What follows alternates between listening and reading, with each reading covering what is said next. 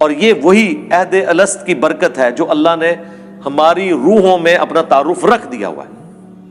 ہمیں یہ یاد نہیں ہے، لیکن جب انسان کے سامنے حق بات آتی ہے اور اس کا دل گواہی دیتا ہے تو وہ سارا بھولا ہوا سبق انسان کو یاد آ جاتا ہے جو ہماری انسٹنکٹ میں اللہ نے رکھ دیا.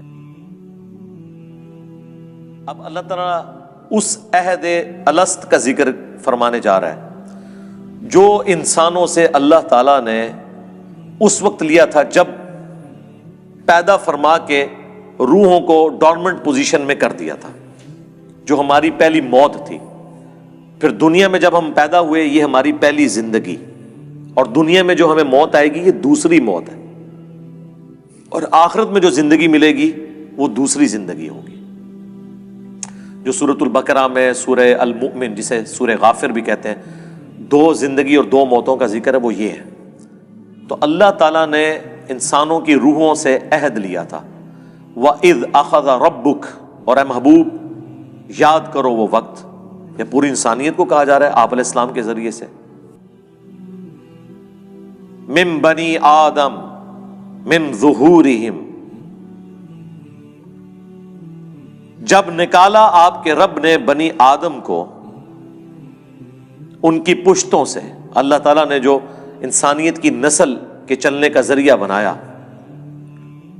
ذریتہم، ان کی اولاد کو، واشہدہم علی انفسہم، اور گواہ بنا دیا خود ان کو اپنے نفسوں کے اوپر. ہماری انسٹنکٹ کے اندر توحید موجود ہے. جب تک کوئی کسی کا عقیدہ خراب نہ کرے، ایک خدا کا کانسیپٹ سب کے اندر موجود ہے.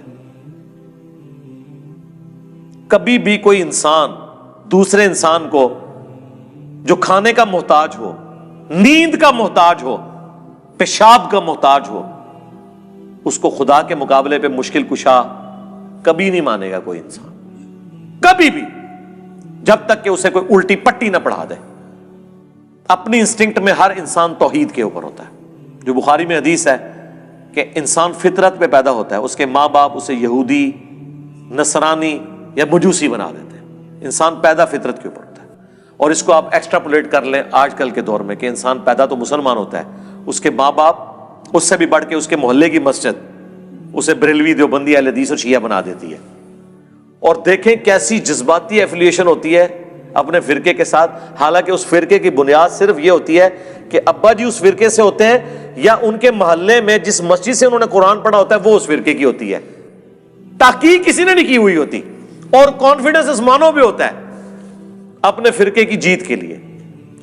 جس طرح کرکٹ کی اور ہاکی کی ٹیمیں ایک ملکوں کی دوسرے ملکوں کے ساتھ اپنے ملک کی محبت میں کر رہے ہوتے ہیں، وہی والا حساب ہوتا ہے. علمی کوئی دلیل نہیں ہوتی، جذباتی ہوتی ہے. تو اللہ تعالیٰ فرما رہا ہے کہ بنی آدم یعنی آدم علیہ السلام کو اللہ تعالیٰ نے جب ان کا سلسلہ شروع کیا ان کی اولاد کا، تو ان کی جانوں کے اوپر وہ خود گواہ ہوئے اس بات کے کہ اللہ تعالیٰ نے ان سے یہ عہد لیا تھا. عہد الست کہا جاتا ہے اردو میں. یہ بڑا ایک مشہور یعنی ایک ٹرمنالوجی کے طور پر آتی ہے بات. وہ یہی سورۃ الاعراف کی آیت نمبر 172 ہے. الست بربکم، کیا میں تمہارا رب نہیں ہوں؟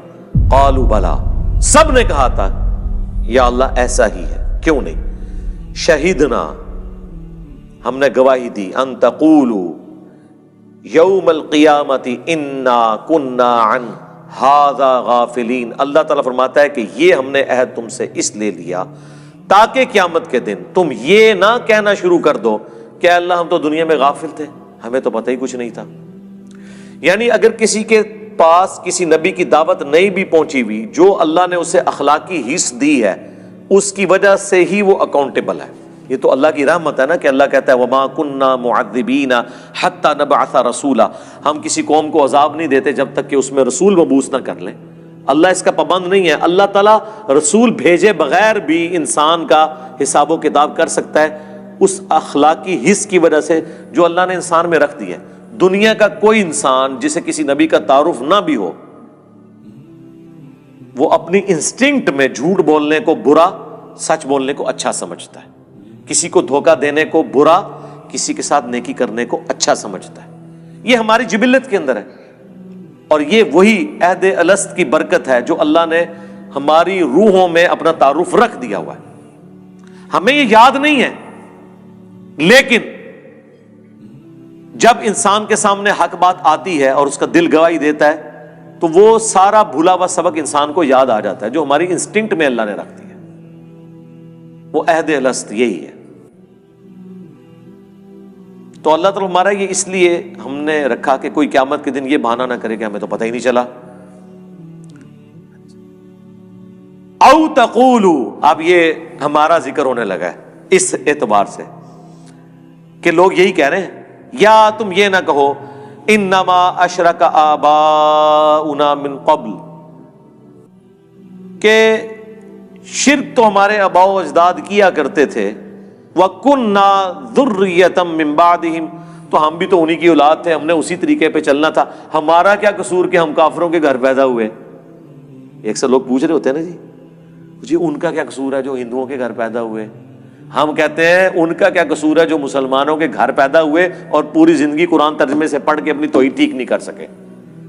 آپ کو ہندوؤں پہ ترس آ رہا ہے، مجھے تو مسلمانوں پہ ترس آ رہا ہے جو دریا کے کنارے پیاسے مر گئے ہیں۔ چلے کوئی ریگستان میں پیاسا مر جائے اس پہ ترس نہیں آتا اتنا جتنا اس شخص پہ جو دریا کے کنارے پیاسا مر جائے اور وہ پانی نہ پی سکے۔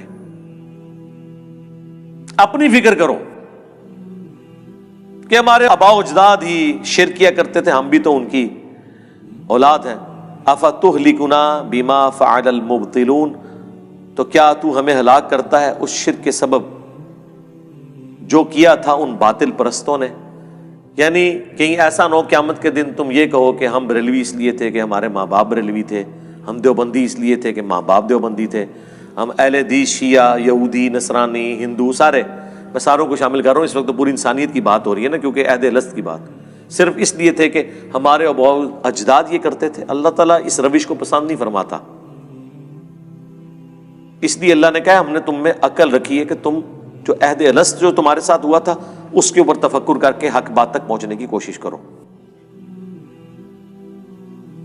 وَكَذَلِكَ نُفَصِّلُ الْآيَاتِ، اور اس طریقے سے ہم اپنی آیات کھول کر بیان کرتے ہیں، وَلَعَلَّهُمْ يَرْجِعُونَ، تاکہ وہ اس میں غور و تفکر کریں اور واپس پلٹ آئیں، کفر سے باز آ جائیں۔